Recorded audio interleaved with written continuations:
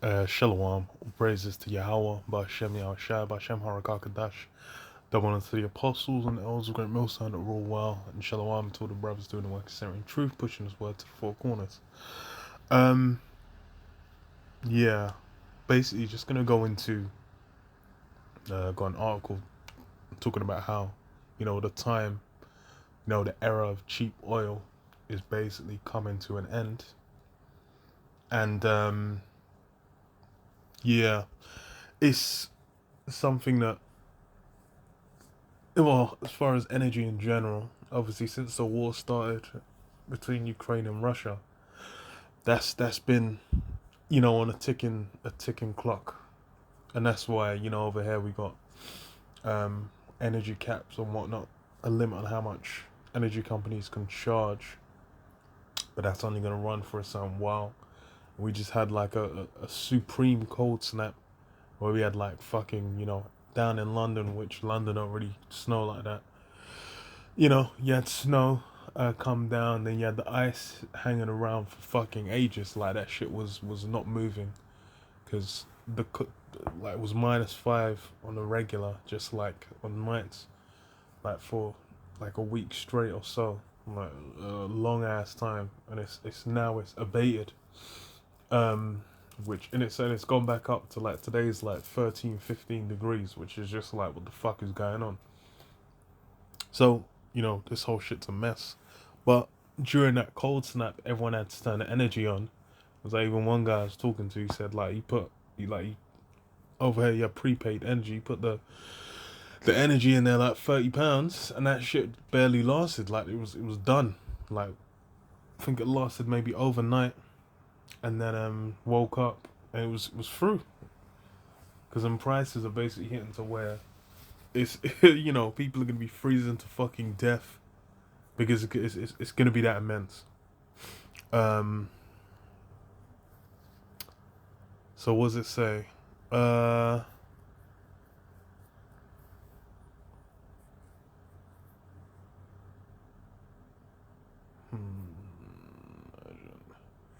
um, oh yeah, Second Esdras 9:1.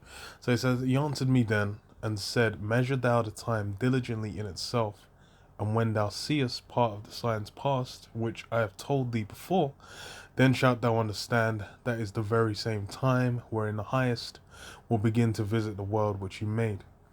And that's why we're talking about these things, because what? It's measuring the times.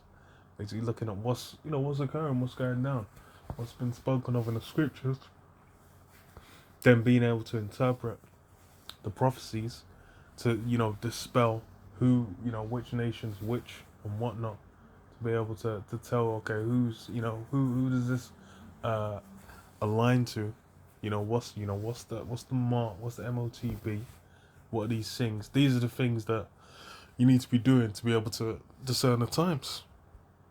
It says what then shalt thou understand that it's the very same time wherein the highest will begin to visit the world which he made. Therefore, when there shall be seen earthquakes and uproars of the people in the world, then shalt thou well understand that the Most High spake of these things from the days that were before thee, even from the beginning. For like as all that is made in the world have a beginning and an end, and the end is manifest. And yeah, the end is manifest. Because it's funny, like when you're dealing with petrol, that petrol dollar is a core part of what made the US dollar, so I have that draw, that pull, because it was also because what they were essentially the world police. They came out after World War II and basically was set up to where they became the ultimate power on earth. Everyone had to bow down and kiss the ring, and then what? They were basically able to go around and have that influence under the guise, under the cloak of basically what, spreading freedom, spreading democracy, basically combating the influence of mainly Russia, saying like, oh, we're fighting against Russia's influence, because if we don't, then Russia will gain an advantage, and that's how you had the Cold War basically come to a boil. So this is on Zero Hedge. It says the era of cheap oil has come to an end. This is authored by Irina Slav via oilprice.com. It says the recent crude price slump. Actually, let me just get into it. So it says in the latest monthly report, OPEC revealed it yet again failed to produce as much oil as it agreed to produce last time it discussed. And it wasn't by a few thousand barrels per day either. The shortfall was some 1.8 million barrels daily. But more importantly, the sort of undershooting of its own target has become a regular thing for the cartel. So yeah, because OPEC's basically been utilizing, like, if they put less oil into the market, because I think he says it somewhere further down, that OPEC basically, they'll, like, the amount of barrels they're releasing into the market, they lowered it just so there'll be a shortage, so that the price of oil would go up, because why they're basically trying to use it. Well, that's part of the influence they have, the oil, to put a squeeze on the market to a certain extent. And that's why they'll be like, okay, we're cutting back on how much we're making, because they want to keep the price at a certain level.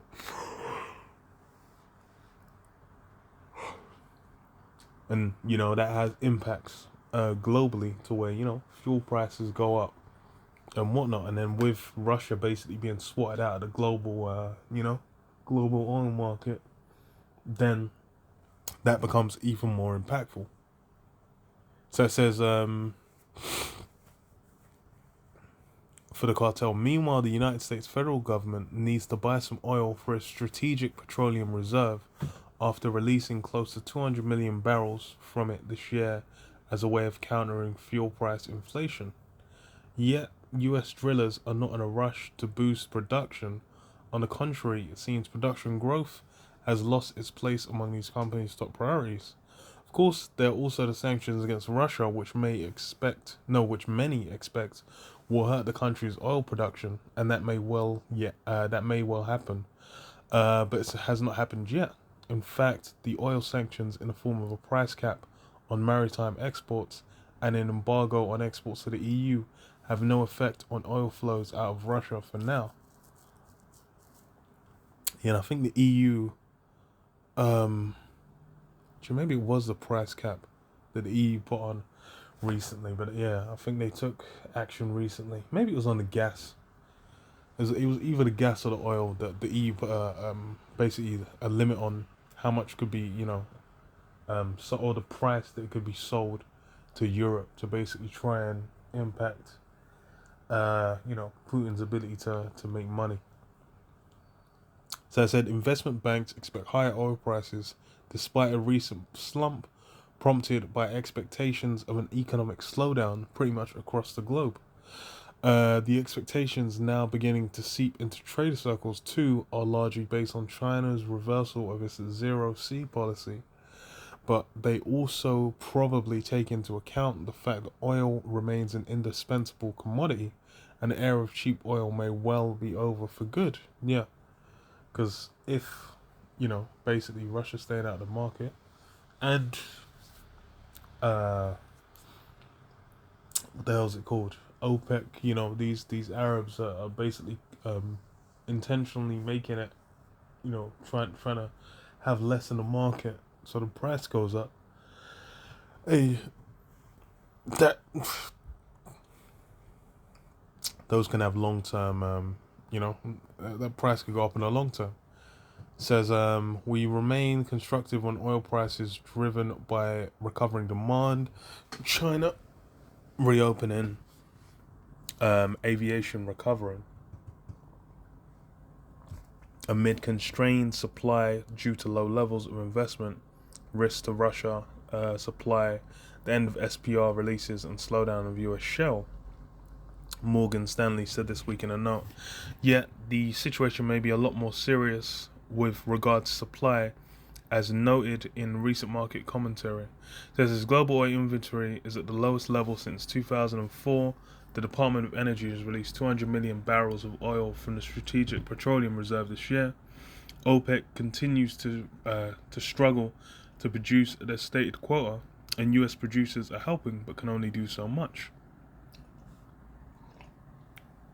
Yeah, because I think a lot of the like the US companies, they've also not been producing because the price is too low. So it's basically a thing like, if it gets to a point where it's that much of a squeeze, then you'll have if it gets to a point where it's that much of a squeeze, then you'll have what do you call it?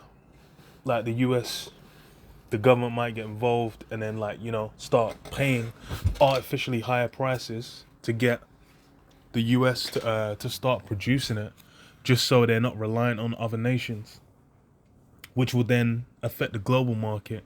Then everyone's gonna feel it, and then I think the EU is probably gonna be hurt the most, because them losing out on Russia is having the biggest impact on them. That's the main thing that's you know, doing damage to them in the long term. So, says there's a pretty succinct description of the global oil supply situation, but the picture is not one that would invoke positive emotions. It is one that is more likely to evoke concern, and with a good reason, because there is still evidence that any of these trends there is little evidence that any of these trends will change meaningfully anytime soon. OPEC, for example, has zero motivation to try and boost production. Sally noted it in a follow-up comments for oil price. It would only do so if it knows oil will remain above $100 per barrel for a longer period of time. But there's no way to be confident about this right now. And then it will likely be the same for the guys in the US. So, you know, you have an artificial shortage. But then the joke is, because yeah, this is the other thing. So you know, it seems artificial, but then it says what? Then there are purely physical constraints on OPEC production, as evidenced by the consistent failure of the group to hit its own reduced production targets. Most OPEC members have ambitious production growth plans, but they remain plans, while actual production remains subdued for reasons such as natural depletion at mature fields, and ultimately not enough investment. As Sally notes, OPEC has not consistently produced more than 30 million barrels per day since 2015 to 2018, when it did so deliberately in a bid to destroy US shale, and to a great extent succeeded temporarily. And that's because neither wants to nor can it do so. No, that's because it neither wants to nor can it do so. Yeah, so it's even if they're looking to turn it up, you know, to stop there being a shortage, it's basically saying like it's still highly likely that there'll still be a shortage regardless, because they ain't gonna be able to hit the levels they need to. Funny as hell.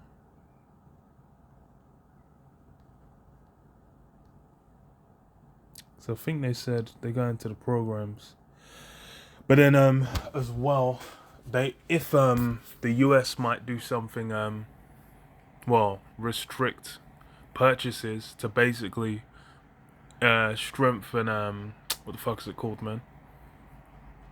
Strengthen the US.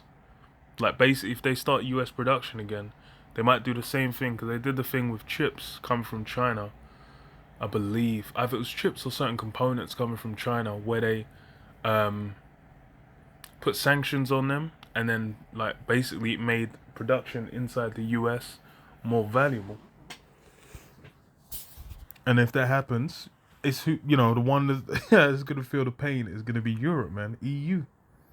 And it feeds into what? Into how these nations are basically gonna flip on a dime on Esau. So I'll start on this Obadiah 1 and 6. It says, how are the things of Esau searched out? How are his hidden things sought up? All the men of thy confederacy have brought thee even to the border. The men that were at peace with thee have deceived thee and prevailed against thee. They that eat thy bread have laid a wound under thee. There is none understanding in him. Yeah. So all these guys are at peace. They're so-called getting along. They're working together. They're coming together. It was meant to be, one love. They're singing Bob Marley, One Love, everyone's favorite song, man. One Love. Meanwhile, what's actually going on in reality?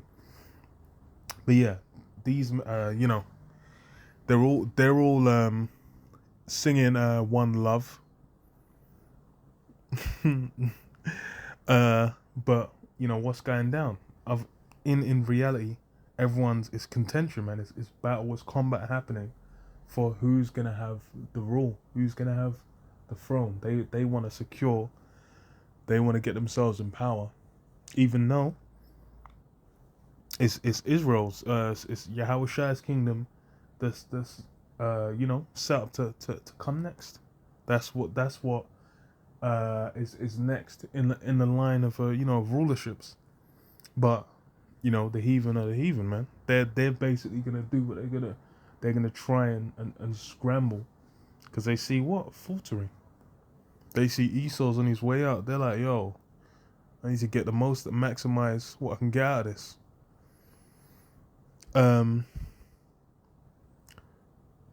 Says what the men that were at peace with thee have deceived thee and prevailed against thee. They that eat thy bread have laid a wound under thee. There is none understanding in him. Shall I not in that day, saith the Lord Yahweh, even destroy the wise men out of Edom, and understanding out of the mount of Esau? And thy mighty men, O Teman, shall be dismayed, to the end that every one of the mount of Esau may be cut off by slaughter.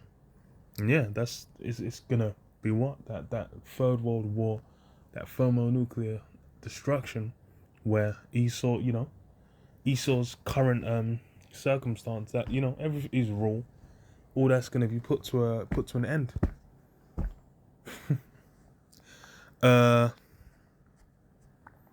So it says,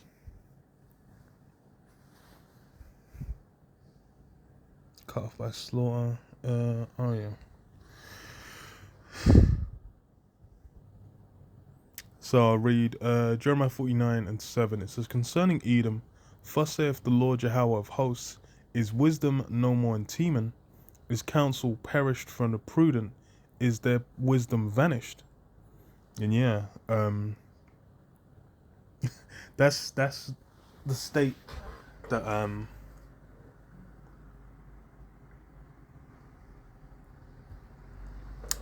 that's how Yahweh Hashem Yahushua is talking about Esau. But then how much more so will it be for man? For the other nations as well, when they see like, yo, Esau's forward. It says, flee ye, turn back, dwell deep, O inhabitants of the Dan, for I will bring the calamity of Esau upon him, the time that I will visit him. If grape gatherers come to thee, would they not have left some gleaning grapes? If thieves by night, they will destroy till they have enough. But I have made Esau bare, I have uncovered his secret places, and he shall not be able to hide himself. His seed is spoiled, and his brethren and his neighbors, and he is not. Yeah. So now is when all that so-called might Esau built up is basically being chipped away at.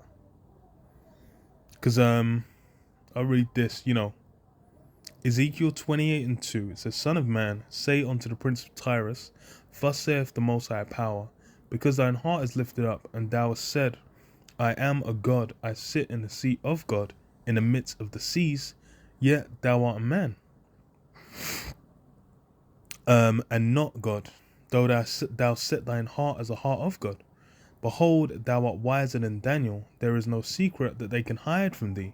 With thy wisdom and with thine understanding, thou hast gotten thee riches, and hast gotten gold and silver into thy treasures. So yeah, through that wisdom, that's how Esau's been able to get these riches. Part of that wisdom was the one like I was going into before, that petrodollar, linking up with these Arab states, where these guys were completely impoverished, man.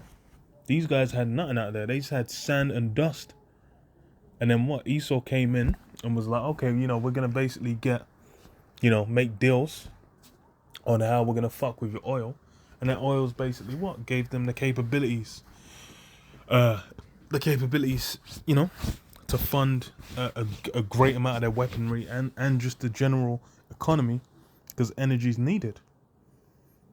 And then what? He was able to boost himself ahead, and he's, we've been able to maintain himself off that boost. And that's all these different monetary structures and whatnot, all these different systems he set up. It's what? Off the back of really his military conquest, man. That's the first thing. He's blessing with the sword.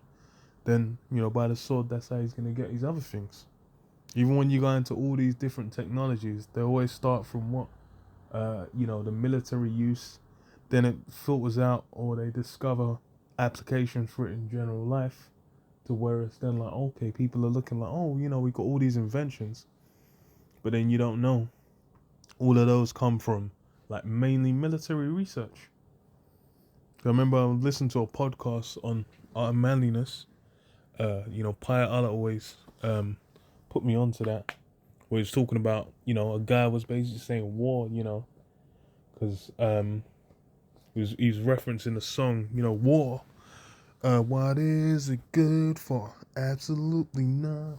The what is it good for? Absolutely nothing. You're saying, it's actually good for something, because all these different so-called scientific advances, these different technologies, these blessings Esau got, they came out the back of it. So he's got some wisdom with how he's looking at it. But that's why all these other nations, they basically linked arms with him, because they were getting ahead. But now they're seeing, there's blood in the water. But I'll finish off Jeremiah 49. So Jeremiah 49:10 says, "By making so bare, I have uncovered his secret places. He shall not be able to hide himself. His seed is spoiled, his brethren and his neighbors, and he is not. Leave thy fatherless children, and let thy widows trust in me." Was there more I was gonna get? Okay, yeah. For I've sworn, no. For thus saith the Lord Yahweh, behold, those whose judgment was not to drink of the cup have as assuredly drunken. And art thou he that shall altogether go unpunished? Thou shalt not go unpunished, but thou shalt surely drink of it. Yeah. So, Israel, they were meant to get punished, but then what? They had to drink the cup. They had to drink the dregs. They had to get completely busted up, completely broken down, to the point where they don't even know who they are. And then what? Now is the time when that the house of David's basically being put back together.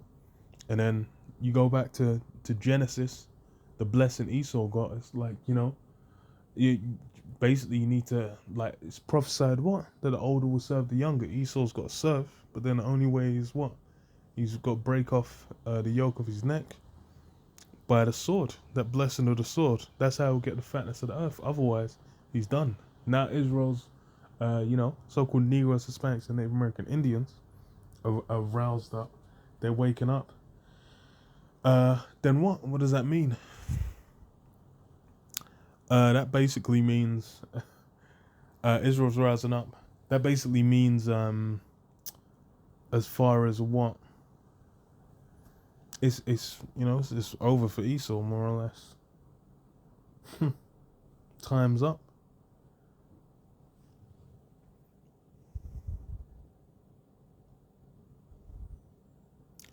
For I've sworn by myself, saith the Lord Yahweh, that Bozrah shall become a desolation, a reproach, a waste, and a curse, and all the cities thereof shall be perpetual waste. And, a big part of that is all these, all the so-called allied ships, all the deals that were made between these nations, that's all coming apart. It says, for lo, wait. Perpetual waste. So it says, I have heard a rumor from the Lord Yahweh, and an ambassador is sent unto the heathen, saying, gather ye together and come against her, and rise up to the battle. For lo, I will make thee small among the heathen, and despised among men. Thy terribleness hath deceived thee, and the pride of thine heart, O thou that dwellest in the clefts of the rocks, that holdest the height of the hill. Though thou shouldest make thy nest as high as the eagle, I will bring thee down from thence, saith the Lord Yahweh. So yeah, Esau is what? The him that dwelleth in the clefts of the rocks. That's his home. That home that he stole from the Horites. And it says what? He's holding the highest hill. This guy's building skyscrapers. This guy's trying to outdo the Tower of Babel. But it says what? I'll bring thee down. And it says, well, also Edom shall be a desolation. Everyone that goeth by it shall be astonished. Yeah. It said, well, all the heathen are going to be roused up against it and make it a desolation. That's really, all these nations are going to come together and what come against Esau. And it's going to take the form of, various, different systems they have that Esau set up where they're going to, they're going to be utilized against him. But the main way is going to be what? They're missiles. Because that was, let the weak say I'm strong. All these nations now become strong. They've got access to that military. Man. That's why, everyone's getting shook when North Korea's shooting missiles, man. Them guys have access to that nuclear technology.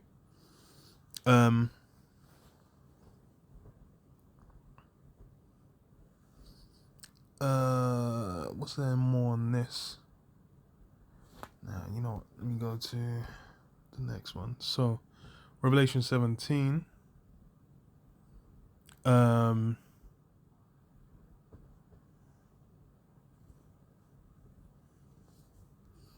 Well, okay. So, Revelation 17 and 12. And it says, and the 10 horns which thou sawest are 10 kings, which have received no kingdom as yet, but receive power as kings 1 hour with the beast. So that's the EU, because what? These guys, they're not kings, but then they're basically, by being part of that American system, they're an extension of its authority. And that's how, NATO works, because that's why what? The US has been US has been the main one in contention with Russia, because what happened? Germany, parts of Europe, they were making deals with those Russian oil pipelines, and the US was like, nah, you shouldn't be fucking with them. And now what? The war with Ukraine started, so they've had to fall in line with what do you call it? With what the US is doing. Because why? They receive, says what, they receive power as kings. But it says what these have one mind and shall give their power and strength unto the beast. These shall make war with the Lamb, and the Lamb shall overcome them, for he is the Lord of Lords. So they're going to come against Yahushua. It says, and they that are with him are called and chosen and faithful. And it says what? And he saith unto me, the waters which thou sawest, where the horse sitteth, are peoples and multitudes and nations and tongues. And the 10 horns which thou sawest upon the beast, these shall hate the whore, and shall make her desolate and naked. Yeah. So it says what? These 10 horns that sat upon the beast. So these nations are basically going to turn on and what? And lace America with fire.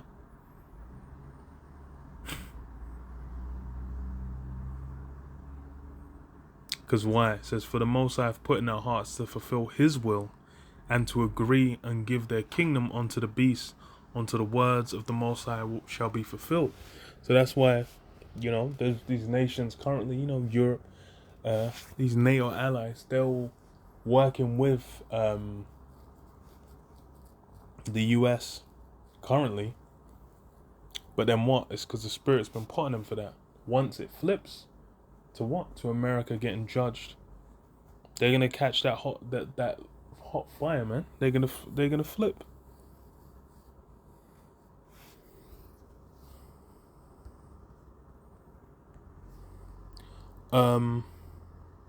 So Habakkuk 2 and 4, it says, behold, his soul which is lifted up is not upright in him, but the just shall live by his faith. Yea, also, because he transgresseth by wine, he is a proud man, neither keepeth at home, who enlargeth his desire as hell, and is as death, and cannot be satisfied, but gathereth unto him all nations, and heapeth unto him all people.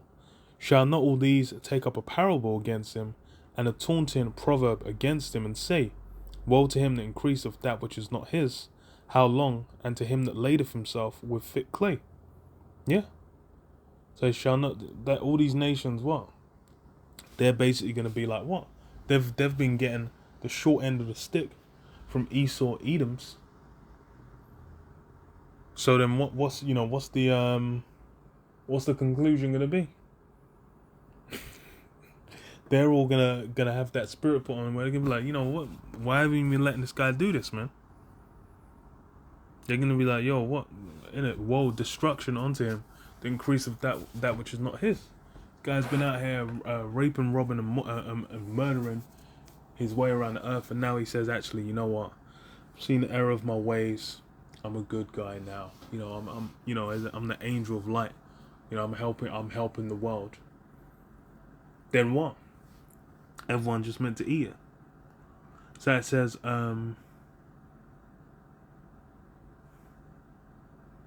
laid himself. So it says, shall they not rise up suddenly, that shall bite thee, and awake that shall vex thee, and thou shalt be for booties unto them. Yeah, you're gonna be that booty, man. You're gonna be that treasure that is in Captain Jack Sparrow's that treasure chest that the pirates gonna come by and grab up, man. All the goodies are gonna be in there. Cause why? These nations, they were formerly the booties, man. They were the ones getting grabbed up. Now they're like, yo, we can flip that straight. Because thou hast spoiled many nations, all the remnant of the people shall spoil thee, because of men's blood, and for the violence of the land, of the city, and of all that dwell therein. Yeah, these nations are gonna flip it. Because why? They're basically gonna be like, yo, this guy's a piece of shit, man.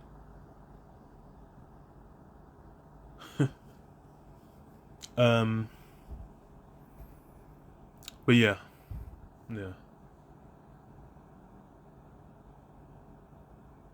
Yeah, I'll leave it there.